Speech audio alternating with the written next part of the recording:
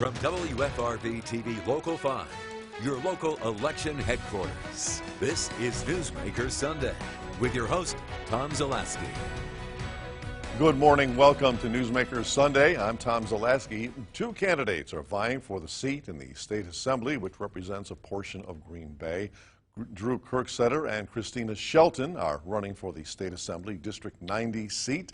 Today we talk with Drew Kirsteatter, the Republican candidate. He is a lifetime resident of Northeast Wisconsin, born in the Manitowoc area. He now lives in Green Bay. He and his wife, students at NWTC. They're both local musicians, and he works with an area local business. And we welcome Drew to the show. Morning, sir. Thanks for coming on. Good morning. Thanks for having me, Tom. Give us a little background about yourself. Yeah, so a little bit about myself. I am 21 years old, graduated from high school in 2017, and since then I've been working full-time at a local business like you mentioned. My wife and I are both students at NWTC. I'm just going part-time while I'm working, and she's a full-time graphic design student. In addition to that, we're local musicians. We play at a couple of different local venues around town. Well, we haven't been the last couple of months, obviously. Right. And yeah, since then, I've also launched my political campaign. So really excited. What are you studying at TC? I'm actually going for music production and audio recording. Okay, so, yeah. Okay. You got into the political world at the age of 21. What was it that made you decide to get into this race? Was there something you heard, something you saw? What was the trigger? I think it was actually a combination of a lot of things. It was honestly not really even on my radar until a couple of friends brought it up with me. A few people reached out and said, "Hey, Drew, would you be interested in just like talking about this and seeing just kind of if it'd even be something you're interested in?" We think it'd be a really interesting year. A little bit of background about the 90th Assembly District is it hasn't been held by a Republican in over 25 years. Right. So definitely not a usual seat for a candidate, especially not a first-time Assembly candidate. Mm-hmm.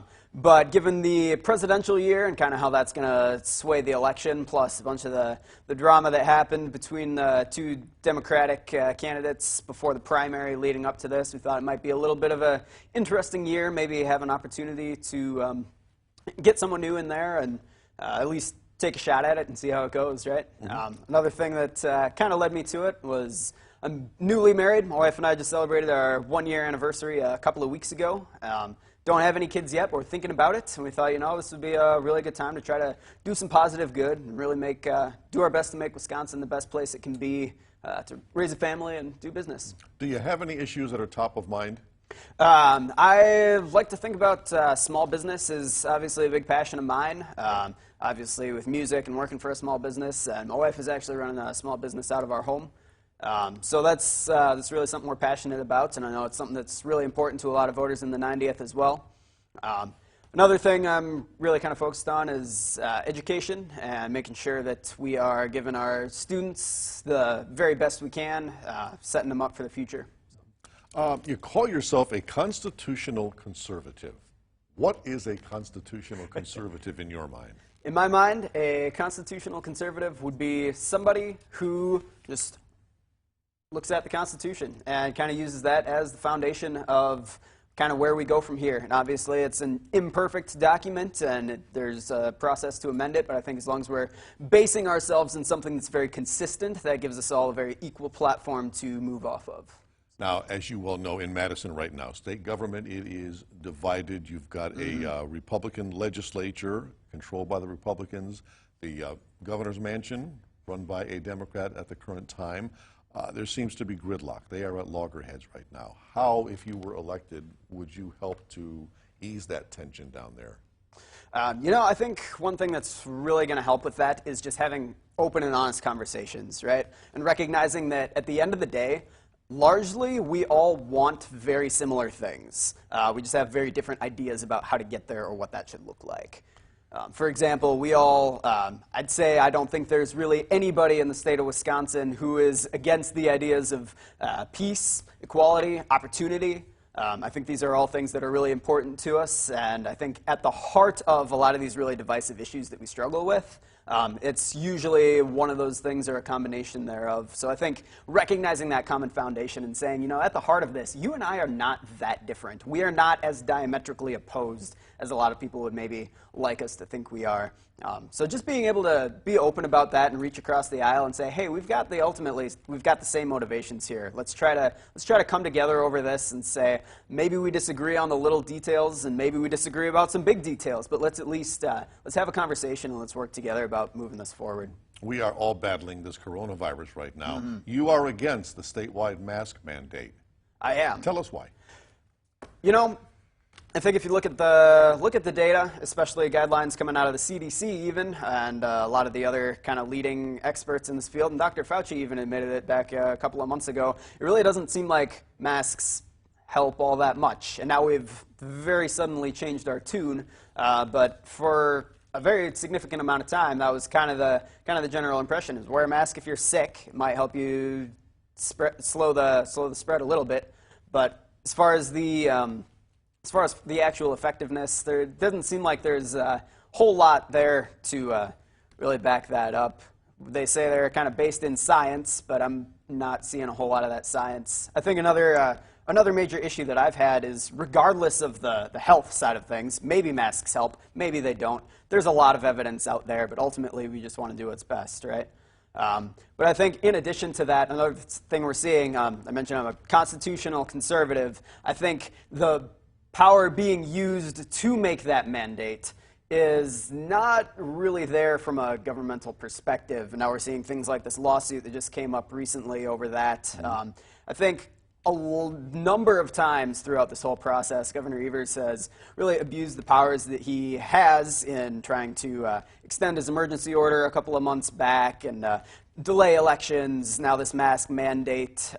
There are proper channels to go through to do those things, and he really hasn't been doing them. Delaying the election, there's a process in the Constitution for that. Extending the emergency powers, there's a process in the state Constitution for that. But it seems like he's really been kind of taking things into his own hands, and he and his cabinet have been making a lot of those decisions without really trying to work with the legislature. So I think largely holding that accountable, if not because of these particular issues, also because of the precedent that it sets for future issues. If we set that trend that the governor can just decide, yeah, I'm going to extend this order and suspend the election for another 6 months, and I'm going to stay in power during that time, and so are all of my staff. I don't know if Evers would necessarily try to do something with that, but I think it's entirely possible down the road. So we really need to be sticking with kind of the rules we've laid out for ourselves, right? Because this is government by the people, for the people. So if we've only got a couple of people making those decisions, that really doesn't seem to be in the best interests of anybody or really the intentions laid out behind the Constitution. You mentioned schools, education was one of your top priorities. Yep. COVID-19 cases, they're on the rise. Should we open up the schools? I think if we kind of listen to what people are saying, it seems like the majority do support it. I was reading an article on the CDC website last night about a lot of those details, and they're saying, yeah, it should be pretty safe to reopen schools pretty much across the country. Pediatric doctors are saying the same. Seems like cases spreading among younger individuals, especially school-aged kids, are very, very low. The risk of transmission from kids to teachers, statistically, especially in studies overseas, have been very, very low. And largely children are not the source of family spread.